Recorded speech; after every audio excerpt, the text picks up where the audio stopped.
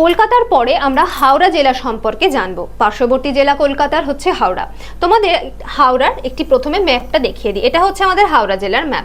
হাওড়া জেলার উৎপত্তি কত সালে হয়েছিল? 1843 সালে হয়েছিল। নদ নদী কি কি আছে? দামোদর, হুগলি, রূপনারায়ণ। বিশ্ববিদ্যালয় কটি আছে? দুটি। এবং প্রাথমিক বিদ্যালয় কটি আছে? 2116টি। মহাবিদ্যালয় কটি আছে?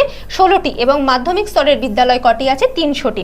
উচ্চ মাধ্যমিক বিদ্যালয় আছে 197টি। উল্লেখযোগ্য ব্যক্তিত্ব কারা কারা? দেখো, ভারতচন্দ্র রায়গুণাকর এবং হচ্ছে মহেন্দ্রলাল সরকার, যিনি বিখ্যাত হোমিওপ্যাথিক চিকিৎসক ছিলেন। এবং দর্শনীয় স্থান কি আছে? দেখো, বোটানিক্যাল গার্ডেন, রবীন্দ্র সেতু, বিদ্যাসাগর সেতু, বেলুড় মঠ। এবং বিখ্যাত বাগান কি, যেটা হচ্ছে আমাদের হাওড়ার ভীষণ গুরুত্বপূর্ণ?